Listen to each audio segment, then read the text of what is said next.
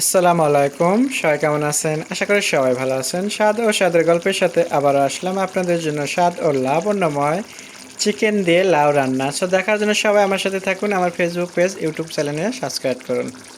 এখন রান্না করে দেখাবো আপনাদেরকে স্বাদ ও লাবণ্যময় চিকেন দিয়ে লাউ রান্না। সো চিকেন দিয়ে লাউ রান্নার জন্য আমি এখানে চিকেন নিয়েছি, বাকিটা আমি আপনাদেরকে চুলোয় দেখাবো আজকে। চলে আসলাম চুলোতে, আর এখানে আমি দিয়ে দিলাম একটা প্যানটা দিচ্ছি গরম মশলা তেলের সাথে। আর গরম মশলাটাকে আমি একটু ছেঁচে নিচ্ছি এটাতে করে। তো এই ছেঁচানোটা একটু গুঁড়ো একটু আস্ত থাকবে, এটার ফ্লেভার খুব সুন্দর লাগবে। গরম তেলের ভিতরে আমি এটাকে 1 মিনিট একটু ভেজে নিলাম। দেখতে পাচ্ছেন এটা সুন্দর একটা কিন্তু ঘ্রাণ এসে যায়, আর সেই ঘ্রাণটা কিন্তু একদম শেষ পর্যন্ত থেকে যায় এটার ঘ্রাণ। আর সাথে আমি দিয়ে দিচ্ছি পেঁয়াজ কুচি। পেঁয়াজের সাথে আমি দিয়ে দিচ্ছি এখানে স্বাদ মতো লবণটা দিয়ে আমি পেঁয়াজটাকে একটু গরম মশলার সাথে সুন্দর করে ভেজে নেব কিছুক্ষণ। পেঁয়াজটাকে আমি একটু ভেজে নিলাম, আর সুন্দর একটা ঘ্রাণ এসে গেছে। আমি বলছিলাম না যে এই ঘ্রাণটা কিন্তু একদম মাংস শেষ পর্যন্ত থেকে যাবে মশলার।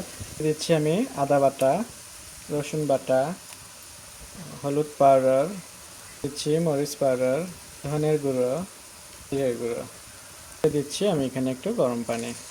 এখন আমি মশলাটাকে ভালোভাবে কষা নেব কিছুক্ষণ। এই মশলাটা কষানোর মধ্যেও কিন্তু একটা স্বাদ আসে। এটাকে যখন আমি 3 থেকে 4 মিনিট ভালোভাবে কষে নিয়ে তেলের উপর তুলবো, তখন দেখবেন যে এখান থেকেও খুব সুন্দর একটা স্মেল আসবে।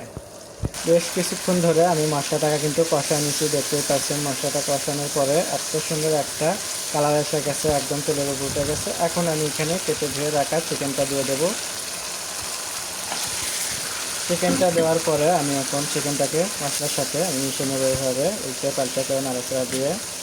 আর সব সময় আমি একটু বলি যে আমি আপনাদেরকে একদম পারফেক্টভাবে রান্না দেখাবো, শুরু থেকে শেষ পর্যন্ত আমি কি কি মশলা দিলাম, কীভাবে রান্না করলাম, সম্পূর্ণ একদম দেখাবো। কোনো শর্টকাট নাই আমার এখানে রান্নাগুলো একদম।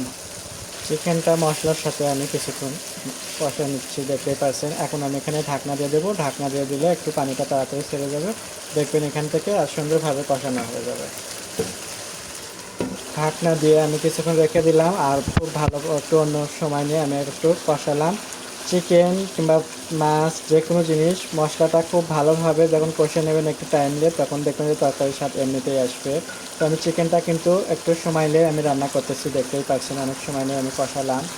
কেটে রাখা লাউটা এখন আমি এখানে দিয়ে দিচ্ছি। যেহেতু আমি ঝোল দেবো না এখন, আগে আমি লাউটা দিয়ে লাউটাকেও আমি ভালোভাবে কষা নেব। চিকেনের সাথে এখন আমি লাউটাকে ভালোভাবে মিশিয়ে নেব। নিয়ে আমি এটাকে আরও কিছুক্ষণ কিন্তু আমি এখানে কষা নেব, ভালো করে কষা। মাংসের সাথে আমি লাউটাকে কিন্তু ভালোভাবে মিশিয়ে নিলাম, দেখতেই পাচ্ছেন। কিছুক্ষণ ধরে আমি মিশিয়ে নিচ্ছি। এখন আমি এটাকে একটু ঢাকনা দিয়ে কিছুক্ষণ আবারও একটু রান্না করে নেব। অনেকটা সময় নিয়ে আমি কিন্তু চিকেন আর লাউটা দিয়ে আমি খুব ভালোভাবে কষা নিয়েছি, দেখতেই পাচ্ছেন। কালারটা খুবই সুন্দর আসছে। আর বললাম না, এখানে এত সুন্দর মানে একটা স্মাইল আসছে ভাই। আপনারা একবার হলেও আপনারা এভাবে একটু রান্না করে দেখেন, তাহলেই বুঝবেন। আমি একদম মিথ্যা কথা বলতেছি না আপনাদের সাথে। সো অনেকে আমি জানি এভাবে রান্না করেন না হয়তো, কিন্তু রান্না করে দেখেন একটু, অনেক ভালো লাগবে আপনাদের। তো অনেক স্বাদ হয়, আমরা বারবার এই জন্য করে যাবেন, স্বাদ হয় দেখে। তো এটা আমার মাত্র কষানো হলো, এতক্ষণ সময় লাগে কষালাম। এখন আমি এখানে একটু রান্নার জন্য করে পানি দিয়ে দেবো। রান্নার জন্য আমি এখানে গরম পানি দিয়ে দিচ্ছি। আমি এখানে গরম পানি দিয়ে দিলাম, দিয়ে আমি একটু নাড়াচাড়া দিয়ে নিচ্ছি। আর এখানে এখন আমি ঢাকনা দিয়ে এটাকে আমি আরও 8 থেকে 10 মিনিট কিন্তু এটাকে রান্না করে নেব। তাহলে দেখবেন যে আজকে রান্না সেই একদম হবে ফাটাফাটি রান্না। আমি ঢাকনা দিয়ে দিচ্ছি। ওয়াও, মাঝে মাঝে কিন্তু একটু নাড়াচাড়া দিতে হবে, আর নাড়াচাড়া না দিলে কিন্তু হবে না, দেখতেই পাচ্ছেন। আর আজকের রান্না আমার একদম ফাটাফাটি কালার আসছে, তেমনি স্বাদও হবে। এটার জন্য করে আমি একটু কাঁচামরিচ আর ধনের পাতা রেডি করে নেবো এই ফাঁকে। সো এটা আমার আর কিছুক্ষণ রান্না হবে।